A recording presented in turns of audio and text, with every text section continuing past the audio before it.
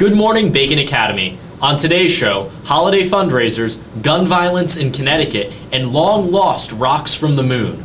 All that and more now on the Bacon Academy Student News. Today is Tuesday, November 27th, 2012. I'm Bernie Dennler. And I'm McAllister. Bacon Academy's Project Graduation is seeking volunteers for this Saturday to help deliver Christmas trees sold as part of their holiday fundraiser. Those available should contact Ryan Kennedy for details.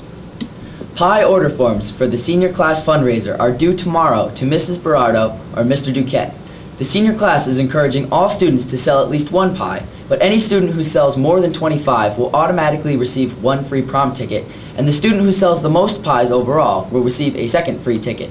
Forms must be turned in by 7:35 a.m.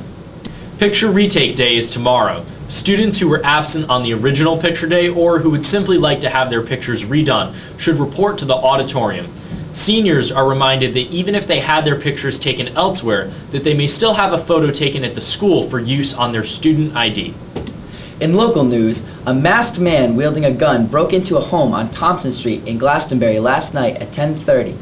The invader was met by an elderly couple, a 69-year-old woman and her 71-year-old husband, who he tied up before stealing an undisclosed amount of money and some jewelry.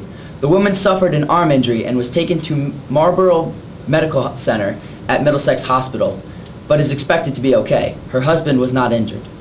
In Waterbury last night, a man was shot during an attempted robbery of the 1 to a Million nightclub at 848 Main Street. A group of men were inside the club playing cards when the intruder broke in. The robber was shot in the chest and later pronounced dead after being rushed to St. Mary's Hospital. Waterbury police are now searching for two men described as having medium height and medium build responsible for the man's death. Turning to national and world news, President Obama is setting up to make an appeal to the American people as he attempts to rally support for his strategy of dealing with the so-called fiscal cliff that is looming. The fiscal cliff is a series of automatic spending cuts and tax increases that will go into effect if Congress fails to compromise before the end of the year. President Obama is advocating that as part of the compromise, Congress allow the expiration of the Bush tax cuts on Americans earning more than $250,000. Republicans have opposed his plan to this point, having signed a pledge to never vote to raise taxes under any circumstances. However, with the fiscal cliff looming, key Republicans are now signaling their willingness to compromise on the issue of taxes. Both sides agree that inaction at this point would be disastrous for the recovering economy. Researchers have found that exposure to traffic-related air pollution during pregnancy is associated with autism, according to a new study released Monday. The study, published online at Archives for General Psychiatry, found evidence that poor air quality affects the developing brains of children whose mothers were exposed to airborne pollution.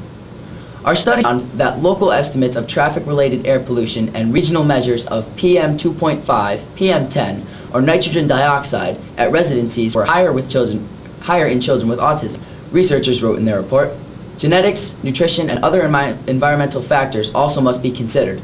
The Federal Centers for Disease Control and Prevention estimates that 1 in 88 children are born with an autism spectrum disorder.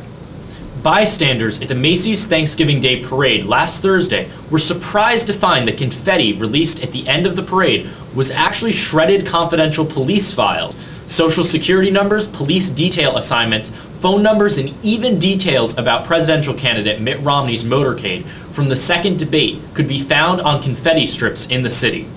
Although most of the scraps were unrelated and likely wouldn't have led to identity theft or security breaches, it was still disturbing to many people that they were viewing confidential police files. An investigation will be conducted about the matter, and they will be reviewing their procedures on disposing of sensitive information. Egyptian protesters are clashing with police in Cairo, where an opposition rally has been called to voice rejection of the Islamic. Protesters are demanding that President Mohamed Morsi rescind decrees that grant him near absolute power. After hundreds of these protests pelted police with rocks, the police responded with tear gas. Morsi's Brotherhood canceled its own planned demonstrations over fears of violence between rival groups.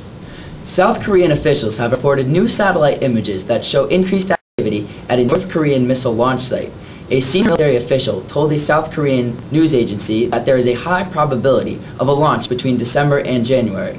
The satellite images showed people, trucks, and fuel trucks gathering at the Soho launch site in North Korea's northwestern corner. In science news, rocks from the moon brought to Earth following the Apollo 11 mission have mysteriously turned up on a government storage facility in Minnesota. Officials are unsure exactly how the rocks ended up at this particular facility, but there is little question of their authenticity. Many rocks are known to have been brought back as celestial souvenirs, but the majority remain unaccounted for. Captain Scott Kelly will set the record for longest single space mission for an American, NASA announced on Monday. Kelly and cosmonaut Mikhail Koryenko will embark on a one-year-long mission to the International Space Station in 2015. They will help scientists understand the effects that living in space have on the human body. This can help contribute to planning for missions to other worlds like an asteroid or Mars. That's all for today. Join us again tomorrow for more school, local, national, and world news. And remember, you can catch us online too at youtube.com/BA Student News.